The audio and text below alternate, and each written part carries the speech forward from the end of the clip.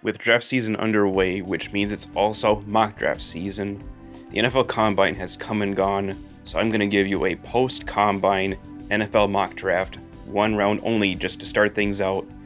Later on, I'll expand it to 2 rounds after free agency. If you're watching this video for the first time on my channel, my name is Pac-Man Jake, and you probably guessed it that I'm a Green Bay Packers fan, so I mostly make videos on the Packers, but I also do some videos and anything else related to football. If you're a football fan, you're always welcome to subscribe to my channel to keep tabs on all things football, including mock drafts. So with all that, let's get to it. Here is my first 2020 NFL mock draft. To start things off, the Cincinnati Bengals have the first overall pick, and with that first overall pick, they are going to take their quarterback of the future, and that is LSU's Joe Burrow, the Heisman-winning and national championship-winning quarterback. So that is going to end the Andy Dalton era in Cincinnati. This is a slam dunk pick for the Cincinnati Bengals, as Burrow is probably the best quarterback prospect to come out since Andrew Luck. And with the second overall pick, the Washington Redskins are going to stay put. They're going to take defensive end from Ohio State, Chase Young. With Ron Rivera in town, the Redskins are going to switch from a 3-4 back to a 4-3, adding Chase Young, the best player that's available, could turn this already really stout Redskins defensive line and make it even better. The number 3 pick belongs to the Detroit Lions. It sounds like there could be some talks of the Lions wanting to trade down, and I'm predicting that there will be a team that is going to trade up, and that is the Miami Dolphins. So here are the details of the trade. The Lions are going to get the number 5th overall pick from the Miami Dolphins, number 26 in the first round, and 2 5th-round picks. And the Dolphins are going to get the number 3 overall pick to take a player that they want, and a 3rd-round pick back from Detroit. And with this big trade, the Miami Dolphins are going to get the quarterback that they've always wanted. It's the quarterback from Alabama, Tua Tagovailoa. While Ryan Fitzpatrick is probably penciled in to start, Tua won't have to start from day one. He can sit back, rest, and learn under Fitzpatrick, recover from the gruesome hip injury he suffered, but it looks like that medical issue is checking out health-wise, and that's why the Miami Dolphins are going to pick him with the number 3 overall pick and make him the future starter of the Miami Dolphins. The New York Giants, with an outside-the-box type of pick, the New York Giants are going to take inside linebacker Isaiah Simmons out of Clemson. There is definitely a need there. I know that the Giants could definitely go offensive tackle. You got Jedrick Wills that is available at this point, Andrew Thomas from Georgia, or Iowa's Tristan Wirfs. They definitely need a lot of help there at offensive tackle, but inside linebacker has become a need with Alec Ogletree going out the door, so Isaiah Simmons out of Clemson would make a lot of sense. Moving on to the number 5 pick, and that belongs to the Detroit Lions after trading down with the Miami Dolphins so they could acquire their quarterback of the future, Tua Tagovailoa. They are going to get cornerback Jeff Okudah out of Ohio State. The Lions are looking to possibly trade away Darius Slay, and even if they don't trade away Darius Slay, the tandem of Slay and Okudah could make it a really, really nice tandem for the Lions. And I know that Matt Patricia would love to have him play on the Lions secondary. Both the Chargers and Phillip Rivers are moving on from each other, so the Chargers now need a new quarterback. After Tua and Burrow, the next best quarterback available is Justin Herbert out of Oregon. He should be good enough to start right away for the Chargers. He has all the tools you want in a starting quarterback. He's accurate. He can make all the throws, makes good decisions, avoids turnovers, pretty mobile, and he can probably fit in any pro offense. With the top 3 quarterbacks off the board and some questions about Jordan Love, the Panthers can address some other needs on the offensive side or the defensive side of the ball. Right now, currently the best player on the board is probably Auburn's defensive tackle Derek Brown.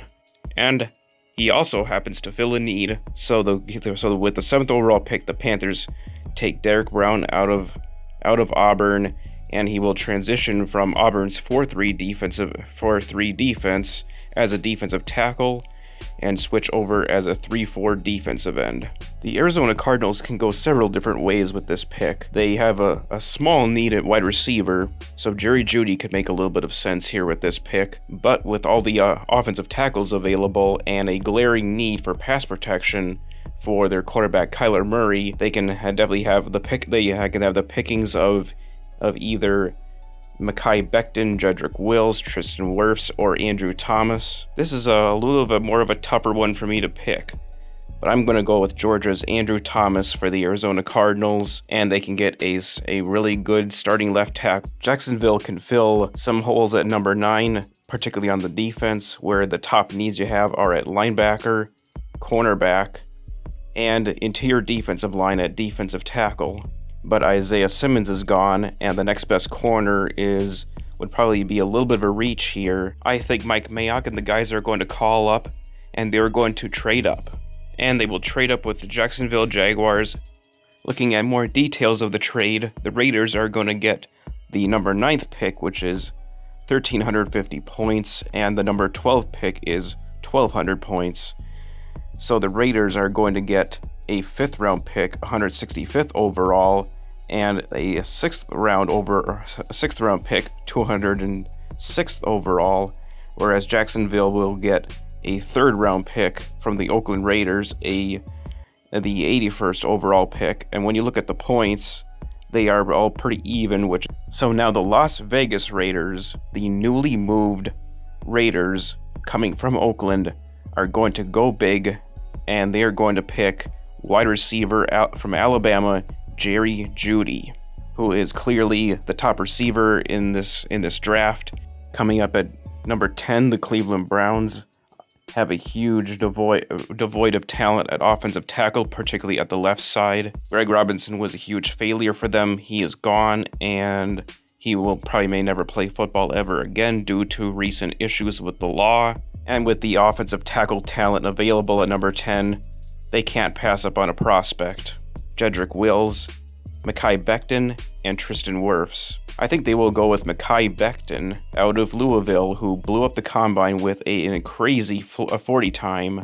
He is a massive athlete, very much in the mold of a Brian McKinney, and compares very much to McKinney coming out. At number 11, the New York Jets have 2 big major needs, the first one being wide receiver and the second one being offensive tackle. The Jets also have their best wide receiver, Robbie Anderson, heading for free agency, so they could fill a need with one of the best wide receivers next, or go with another top 10 offensive tackle and get him at number 11. So of the offensive tackles, I'm going to go with Alabama's Jedrick Wills. He may not have the ideal length for an offensive tackle, but certainly has the skill set. At number 12, the Jacksonville Jaguars decide to stay put, and they are going to get the guy that they could have gotten at the 9th overall pick, and that is Javon Kinlaw, the defensive tackle out of South Carolina. The Jacksonville Jaguars are decided that they are going to part ways with starting defensive tackle Marcel Darius. Javon Kinlaw would make a very good replacement for him, who possesses a very nice bull rush from the interior. He's explosive, he has a wicked first step, and plays with a very, very high motor. The Indianapolis Colts certainly could be in the mix for getting a quarterback. Jordan Love would definitely come to mind for the Colts, as there are definitely some ties between Love and the Indianapolis Colts. It sounds like the Colts could be looking for an upgrade over Jacoby Brissett, their current starting quarterback that took over for the retired Andrew Luck, but something tells me that the Colts are going to roll with him, and they're going to stick by Jacoby, and they're going to give him a weapon, and then they're going to go with wide receiver out of Oklahoma, CeeDee Lamb. At number 14, the options are aplenty for the Tampa Bay Bucs, who can fill quite a bit of needs on the defensive side of the ball, with needs at cornerback, safety, outside linebacker, and on the defensive line. They could go Xavier McKinney, they could go Grant Delpit, but I'm going to go at a slight different direction, and they're going to pick Kayvon Chaisson out of LSU, the edge rusher. And the reason why I have that so is because there's some uncertainty with Shaq Barrett heading for free agency, who completely tore it up this season with almost 20 sacks, 19 and a half on the season. If they can't get him back, look out for Kayvon Chaisson as a possible replacement for Barrett. The Denver Broncos have a few needs to address on the offense and the defense. They have some question marks on the offensive line, But with trading away their number one wide receiver, Emmanuel Sanders, to the 49ers last year, they haven't really gotten a really good, solid number one wide receiver replacement across from Courtland Sutton, and they are going to address that need by picking Alabama's Henry Ruggs III, who absolutely tore up the combine by running a super fast 4.28 40 time. At 15, I think Henry Ruggs would be tough to pass up on. So coming up with the 16th overall pick, that belongs to the Atlanta Falcons. And with that pick, they could go plenty of areas on the offense and defensive side of the ball. They still need some work on the offensive line and the defensive line. And with Vic Beasley parting ways with the Atlanta Falcons, they're going to take Iowa defensive end AJ Epinesa, who is a much better fit in a 4-3 than Vic Beasley ever was, and that's probably why he has not panned out as well as most Atlanta Falcons fans have hoped. And at 17, the Dallas Cowboys have a few needs to address, some on offense, some on defense. They need a wide receiver. They may need a quarterback, with Dak Prescott possibly not returning to the Cowboys if they don't sign him back. On the defensive side of the ball, Pro Bowl cornerback Byron Jones is set to be a free agent. If he doesn't return, cornerback will be a very high need. Also, there is safety. Most of the safeties of the Dallas Cowboys that played last year are set to be free agents, and that would include starting strong safety Jeff Heath. So if he is not retained, the Dallas Cowboys are going to have to draft a safety, and I think that they will draft Xavier McKinney out of Alabama to replace Heath and to pair him with free safety Xavier Woods.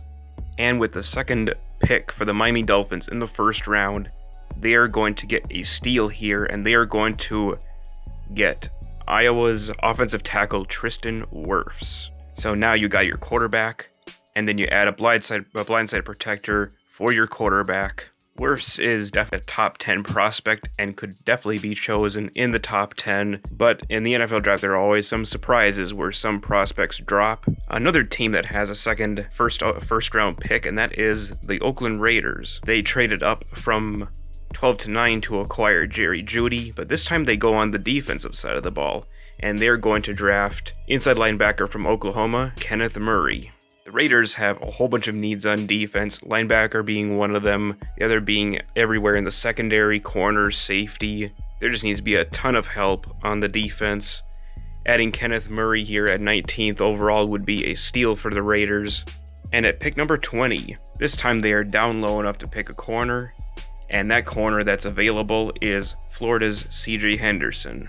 So now they have a first-round corner that can step up and start right away and be that replacement for the departed Jalen Ramsey.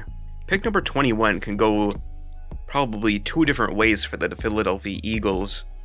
They need help on the outside bad for their offense and the defense. The two biggest glaring needs is cornerback and wide receiver. Two of their starting cornerbacks, Jalen Mills and Ronald Darby, are set to hit free agency, so they could definitely go corner, but I think that with all the receivers that are available, the Eagles are going to pick T. Higgins to the Philadelphia Eagles. At number 22, the Buffalo Bills always seem to have one glaring weakness on offense besides the quarterback position, and that is wide receiver.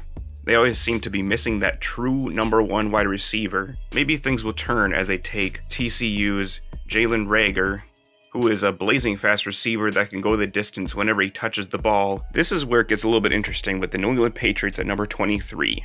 With the uncertainty of Tom Brady returning to New England, it's apparent that the Patriots are going to need a new starting quarterback.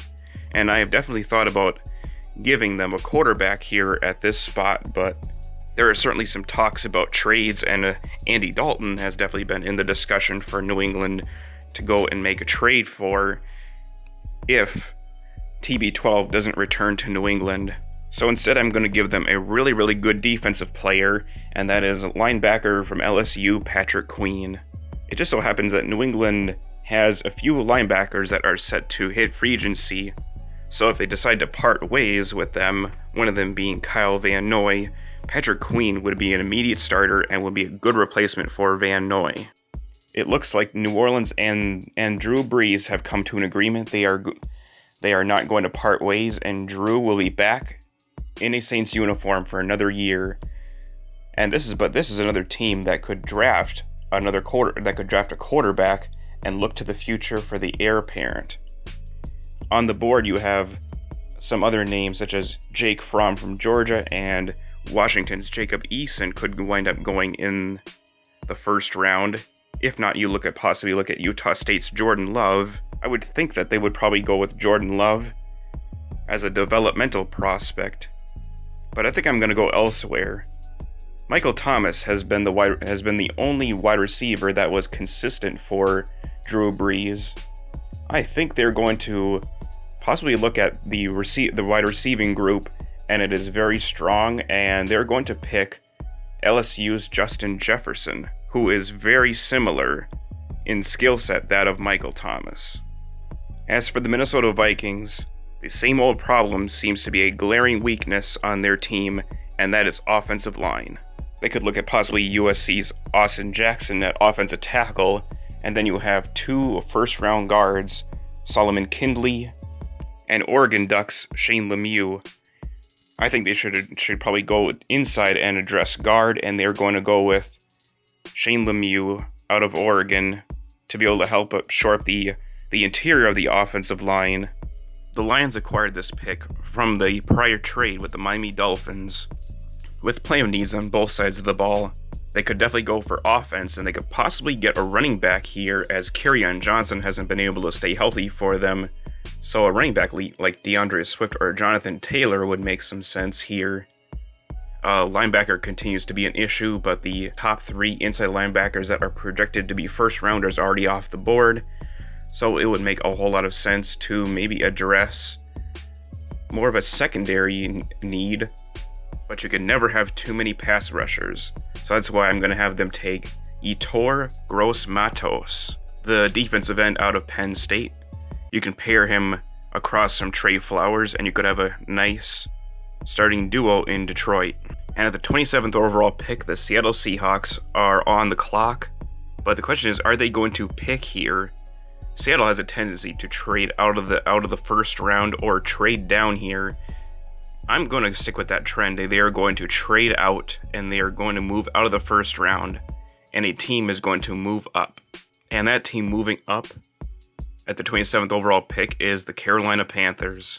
So here's what the 2 teams get. The Seahawks are obviously going to get a treasure trove of draft picks. Along with swapping their first and second round picks, Seattle's going to get Carolina's 4th round pick, 5th round pick, and a 2021 4th round pick, whereas Carolina is going to send a 2021 6th round pick back to Seattle to even out the points. So next it comes down to who is it that the Carolina Panthers are going to trade up for? Why are they going to surrender these picks for? Well, the number 1 position you trade up for is obviously for value, and it's either a player value or position value. I say that they are going to go get their quarterback of the future, and that quarterback of the future is Utah State's Jordan Love. And here is why it makes sense. First of all, you have a new head coach. Matt Rule wants his own guy, even though he has a really good quarterback in Cam Newton. But Cam Newton is on the last year of his contract. And there certainly has been a lot of buzz and talk about Cam Newton being cut by the Carolina Panthers with the 1 year left, and unfortunately injuries have taken their toll on Cam, and that could be the reason why the Carolina Panthers are going to move on. Carolina, boom, you got your starting quarterback of the future. The Baltimore Ravens come into this draft with really big needs at linebacker, both inside and outside. As many of them have contracts that are expiring, they're set to be free agents. They could definitely address outside linebacker with several really good linebackers that are available to them at this point at the 28th overall pick. But there's some good value that is still out there. Some that on the offensive side of the ball, wide receiver is an option. You have Laviska Shenault from Colorado that's still available.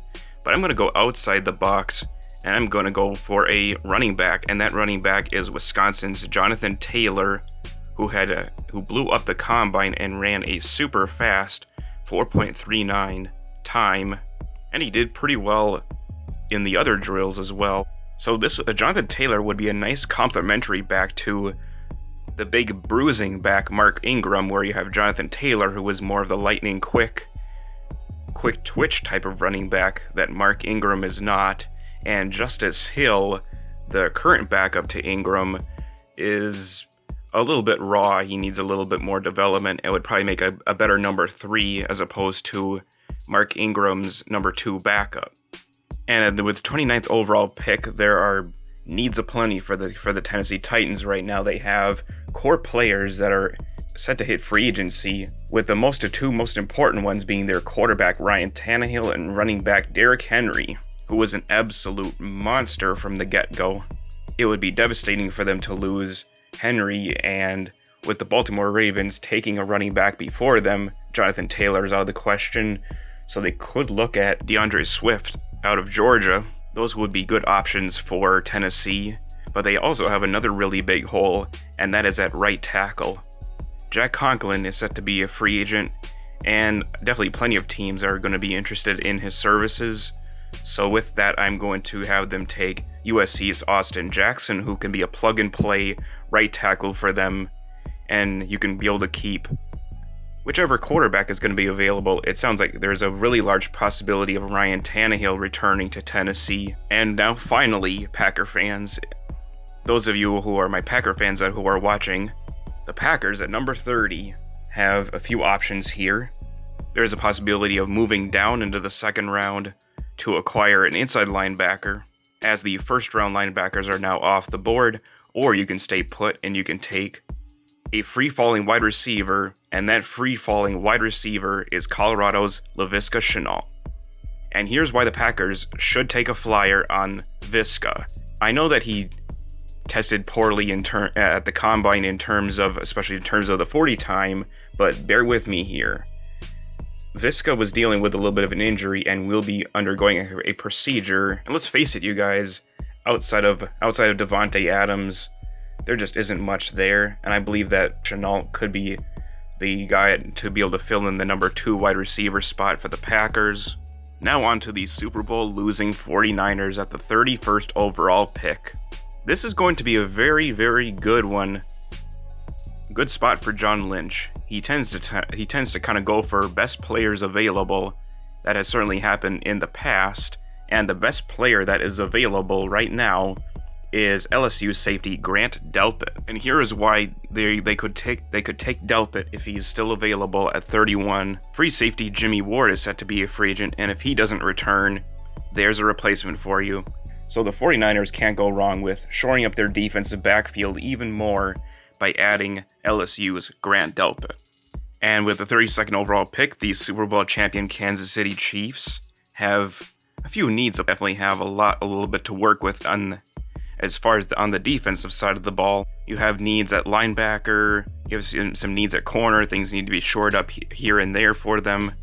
I think they could possibly address their interior defensive line, as their Pro Bowl stud Chris Jones is set to be a free agent, so they could take a really good replacement for him, and that is the underrated TCU defensive tackle Ross Blacklock.